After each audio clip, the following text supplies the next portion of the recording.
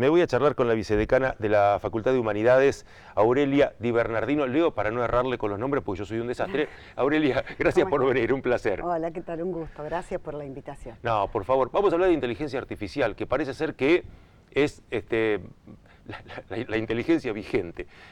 ¿Nos invadió la inteligencia artificial?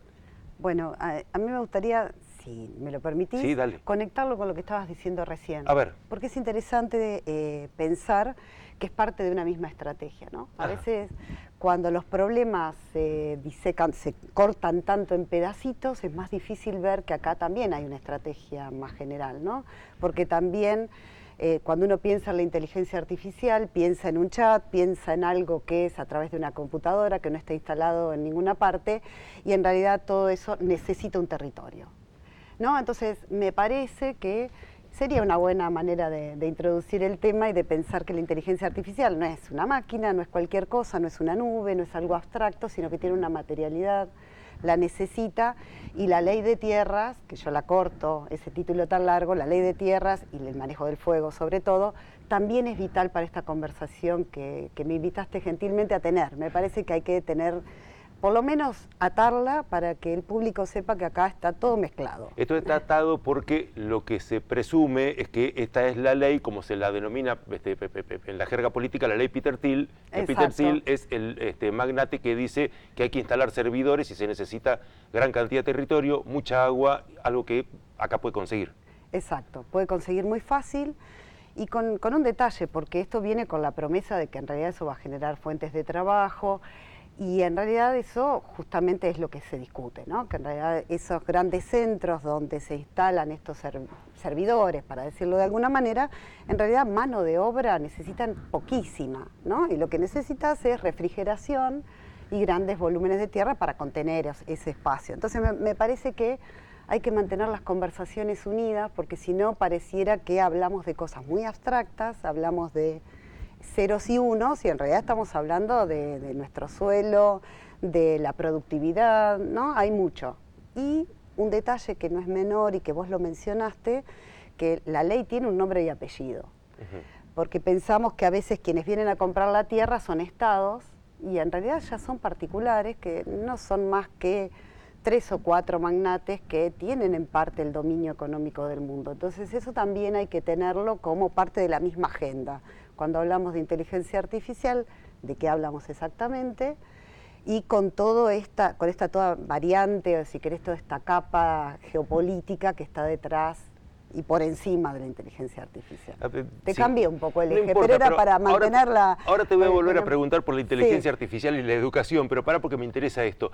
¿Qué territorios se necesitan entonces para este tipo de servidores como los que se presume se quieren instalar? ¿Son territorios gigantescos? Son amplios al menos, y hay experiencias en México, hay experiencias en Chile, hay experiencias, bueno, en Estados Unidos también, pero se necesitan territorios muy específicos, sobre todo que tengan agua, o sea, porque justamente lo que se necesita es refrigerar.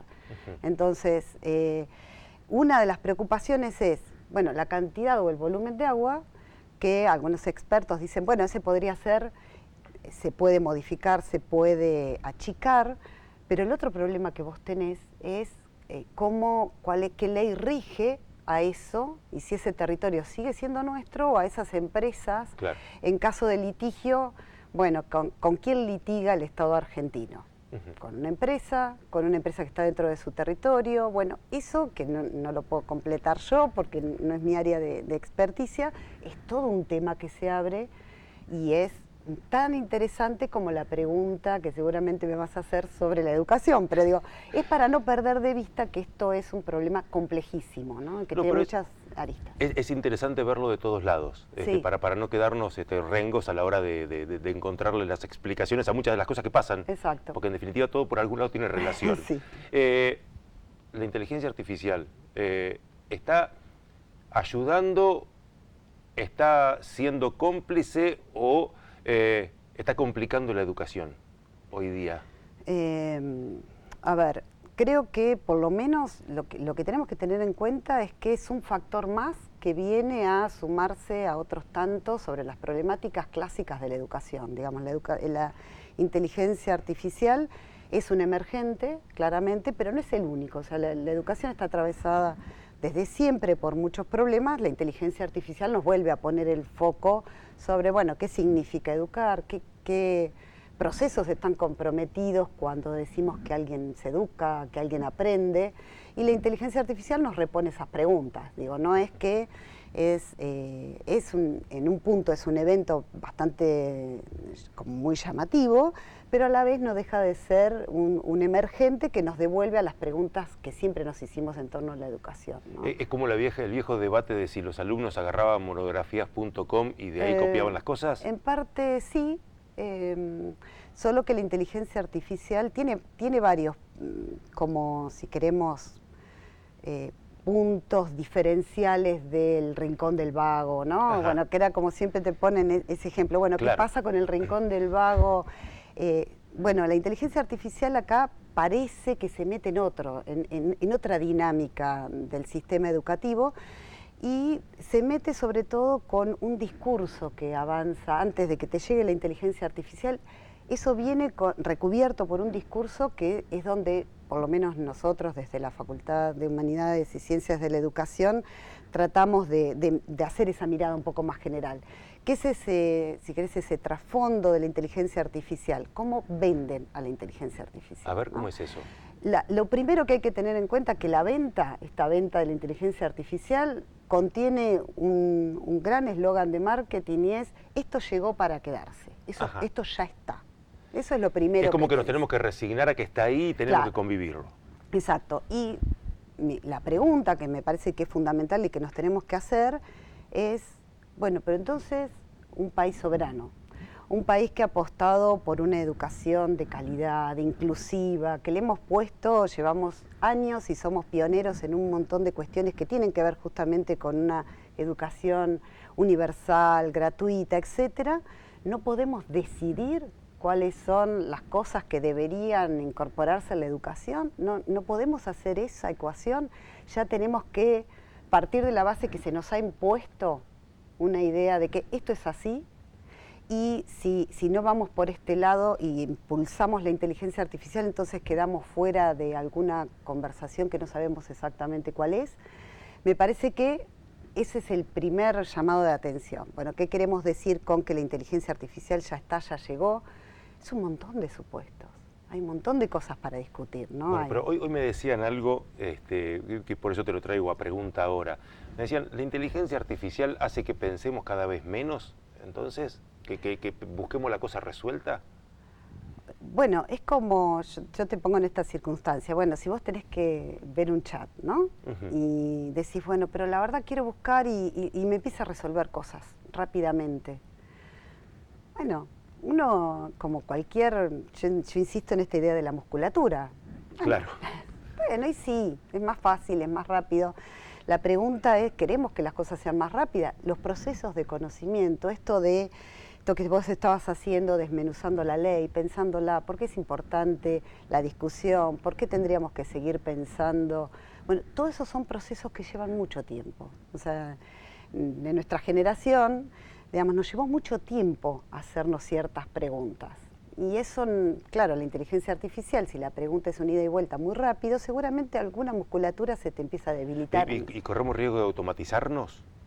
Depende en qué cosas, porque ahí también sí es cierto que tendríamos que decir que damos como pantallazos muy generales y no es lo mismo el uso de la inteligencia artificial para, no sé, para un proceso que ya está automatizado o medianamente automatizado, y otro es el uso de la inteligencia artificial en procesos que involucran el pensamiento crítico, ¿no? Y ahora, ¿y cómo hacen ustedes en la facultad, por ejemplo, con el tema de los chicos teniendo que investigar algo?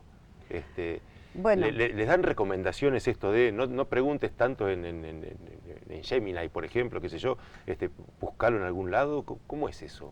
Lo que pasa que, claro, primero hay como ciertas prácticas que aconsejamos, ¿no? Pero bueno, nosotros ya tenemos una práctica de investigación donde también digamos, los estudiantes ven cómo se hace eso, ¿no? Cómo se produce una investigación, pero sí, lo que sí hacemos es trabajar en toda la comunidad sobre esto, conversaciones, generar, ahora tenemos un nuevo programa que es de estudios sobre ciencia, tecnología e inteligencia artificial, que lo que tratamos de hacer es juntar todas esas conversaciones. Es necesario hacer un protocolo de recomendación. ¿De qué tipo de recomendación damos? ¿Cómo nosotros damos clases de hecho y cómo aprenden? Y bueno, en ese ejercicio también van viendo las cosas que tal vez no son tan recomendadas para hacer una investigación. No, por ejemplo, no ir al chat y preguntarle todo y no hacer una segunda repregunta. Claro, no conformarte con lo fácil y lo primario, sino que también ponerte un poco más vos en la piel de quiero saber un poquito más. Exacto. Es una autoexigencia. Sí. Debería serlo, va. Debería hacerlo y ver si necesitamos y en qué momento incorporar la inteligencia artificial. Por esto de decir, bueno, no es que demos por hecho, bueno, la inteligencia está instalada, entonces a partir de ahí trabajamos, o trabajemos mejor dicho, sino bueno, hay momentos en que podríamos pensar el uso de la inteligencia artificial y en otros que tal vez diríamos, bueno, en este momento no conviene que te pongas frente a un chat. Tenés una biblioteca preciosa, muy activa, tenés compañeros, compañeras con quien preguntarle qué te parece lo que dice este libro y por qué pensás vos, y volver a reinstalar la idea de esto, de la conversación y de la conversación con lo que supone la conversación, que es que alguien te diga, mira, no me parece bien lo que estás diciendo, que eso el chat no te lo hace. Pero qué cosa, pero yo, mira, me estoy quedando sin tiempo, Sí. me están diciendo que tenemos que redondear, pero dijiste algo que yo te voy a invitar más programas más adelante para volver a charlar de esto, porque dijiste algo que no pasa hoy día en la conversación y en el diálogo, es ¿qué pensás vos? Habitualmente no es que pensás vos, habitualmente es escuchar lo que yo digo. Y eso me parece que también es otro tema de conversación, ¿no?